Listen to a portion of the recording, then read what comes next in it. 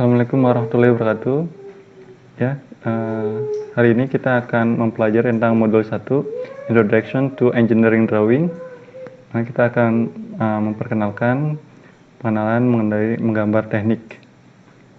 Oke, topik apa saja yang akan kita bahas pada pelajaran pertama hari ini, yaitu graphic language atau bagaimana bahasa dari grafik, kemudian engineering drawing atau gambar teknik, kemudian metode proyeksi, kemudian proyeksi dari ortografik atau ortogonal. Oke, di mana topik yang pertama yaitu grafik sebagai bahasa, ya. Orang teknik menyampaikan informasi melalui grafik itu sebagai alat komunikasi, ya, dari suatu atau seorang drafter, ya, menyampaikan kepada operator atau yang membuat alat tersebut atau suatu rancangan, ya, dari seorang drafter ke operator. Nah, alat ini berupa yaitu gambar, ya, menyampaikan informasi berupa gambar.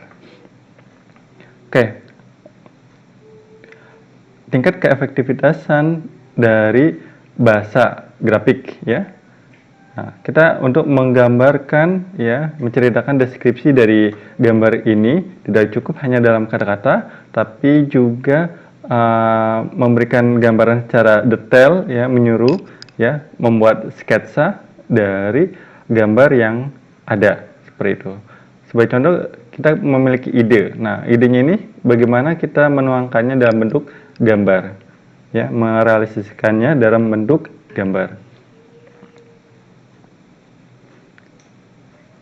Nah, the word language are inadequate, ya. Bahasa dari kata-kata itu tidak cukup untuk mendeskripsikan suatu ukuran, bentuk, features, ya. Nah, sebagaimana yang komplit atau secara sempurna, seperti itu.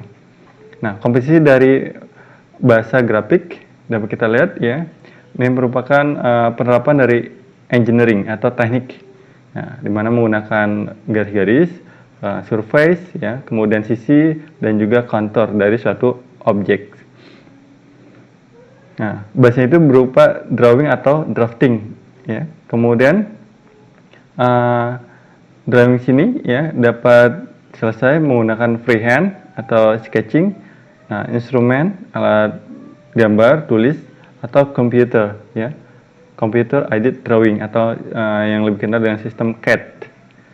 Kemudian freehand drawing atau sketching, ya, kemudian pensil, eraser, dan instrumen lainnya. Nah, sebagai contoh ini menggunakan freehand drawing, ya. Ini untuk melatih kita bagaimana mengkonversi dari suatu objek 3 dimensi, ya, menggunakan tangan kita, menggunakan pensil tentunya, nah, tanpa menggunakan alat bantu lainnya, seperti itu. Kemudian instrumen drawing, ya, lainnya, ya, untuk menggambar garis lurus, lingkaran, ya, kurva, ya, tentunya secara akurat, ya, ditentukan oleh skala, seperti itu. Nah, beberapa penggunaan dari instrumen, ya, alat gambar, ya, seperti pensil, penggaris, jangka, ya, seperti itu. Nah, computer drawing, ya, biasanya menggunakan software komersial seperti AutoCAD, SolidWorks, Inventor, ya, ANSYS, dan lain sebagainya. Nah, ini biasanya untuk mempermudah, ya, untuk membuat visualisasi, analisis dalam perancangannya. Nah, elemen dari engineering drawing itu sendiri, ya, di mana drawing engineering atau gambar teknik itu merupakan bahasa grafik atau word language, ya. Nah, ini suatu objek 3 dimensikan dikonversi menjadi lembaran-lembaran kertas kerja atau working sheets, ya. Menjadi gambar detail dengan beberapa pandangan. Ini sebagai contoh, ini ada 2 pandangan dan disertai dengan ukuran yang jelas, seperti itu.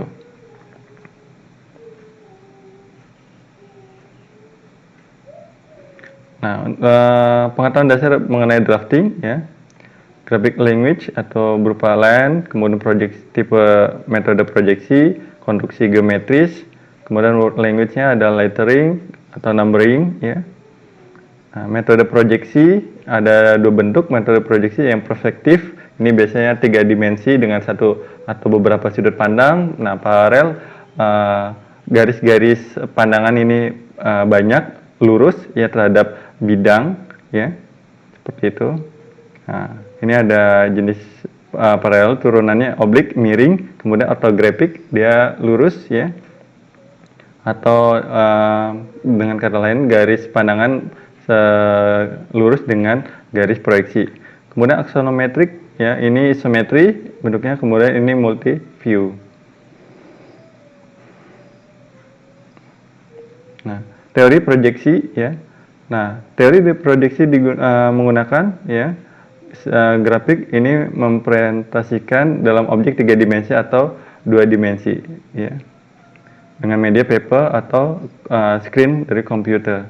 Nah, kemudian teori proyeksi berdasarkan 2 variables ya, garis lurus dan bidang proyeksi, yaitu image plane atau picture plane. Kemudian garis lurus ya, ini merupakan bentuk dari garis imaginer ya, antara pengamat ya, mata pengamat dengan objek ya. Nah, line of sight, nah, pada bentuknya ada paralel dan converge atau menyebar. Nah, paralel convergent atau paralel proyeksi paralel dia lurus ya, pandangan garis dari pandangan ini dia lurus terhadap garis mata pengamat. Nah, kemudian perspektif projection atau proyeksi secara perspektif, di mana line of sight dia converge ya terhadap mata pengamat seperti itu. Nah, kemudian bidang proyeksi ya merupakan bidang flat secara imajiner ya, yang mana membuat gambar itu dibuat. Kita lihat proyeksi secara paralel. Nah, ini bidang ya, proyeksi untuk mengkonversi ya atau memindahkan bidang suatu objek ke bidang gambar tersebut atau bidang proyeksi tersebut. Nah, kemudian untuk perspektif juga ya, plane of projection-nya dari titik pengamat, nah, maka terjadi pengecilan skala. Nah, ini kelemahan dari perspektif projection yaitu skalanya ya, dia lebih kecil, mengalami perbedaan dengan gambar realitinya. It's difficult to create, it's not reveal exact shape and size ya. Ini tidak ukuran sebenarnya, bentuk dan ukuran sebenarnya. Nah, proyeksi ortografik ya, di mana merupakan teknik proyeksi secara paralel ya. Kita lihat di sini pandangan dari suatu pengamat ya, ini perpendikular atau tegak lurus ya terhadap bidang proyeksi. Kita lihat ini objeknya, ini bidang proyeksi atau projection plane ya. Nah, pengamatnya lurus ya. Nah, ini bidang proyeksi, ini objek dari atas ya. Kita lihat dari atas dia lurus. Nah, ini pengamat. Nah, ini perpendikular atau tegak lurus ya. Tegak lurus seperti itu. Nah, tegak lurus ini dari pandangan atasnya, tegak lurus. Kemudian pandangan atau pandangan secara ortografik ya, ini tergantung ya posisi relatif dari objek terhadap garis pandangan. Nah, ini objeknya, nah ini bidangnya yang digambar, kemudian bidangnya kita putar. Nah, kita tampak yang dari sini. Ini ada 2 sisi ya, sisi yang sini dan sisi yang ini. Nah, untuk mempermudah kita buat semacam pandangan yang banyak atau multi view drawing seperti itu. Nah, ini ada 3 sisi yang untuk cara 3 dimensi ya, ada 3 sisi yang terlihat. Nah, 3 dimension ya of object is shown sebagai axiometric drawing atau bentuk lainnya isometric drawing. Orthographic projection teknik can produce either, ya. Teknik proyeksi ortografik dapat diproduksi, ya, menggunakan multi-view drawing atau banyak pandangan, ya. Nah, setiap pandangan ini dari suatu objek merupakan dua dimensi, panjang dan lebar biasanya. Kemudian gambar aksonometrik menunjukkan semua tiga dimensi dari suatu objek dalam satu pandangan. Nah, kedua dari tipe tersebut digunakan dalam teknik menggambar, ya, untuk komunikasi.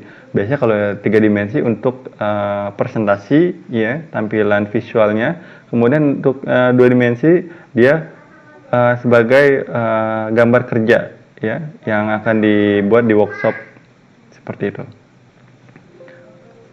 Nah, kemudian isometric drawing, ya, kita lihat di sini keuntungannya easy to understand, ya, visualisasi lebih jelas kerugiannya atau kekurangannya, bentuk dan sudut, ya, ini mengalami distorsi atau perubahan.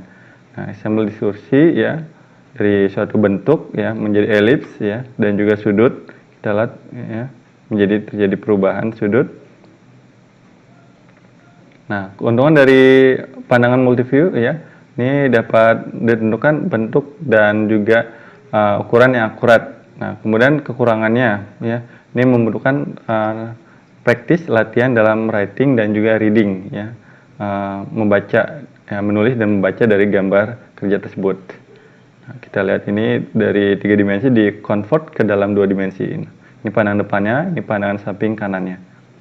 Depan, ini pandangan samping kanan, seperti itu, dengan ukuran yang jelas seperti itu. Oke, cukup sekian apa yang dapat saya sampaikan pada kesempatan hari ini, ya. Sampai ketemu di lain kesempatan pada materi selanjutnya.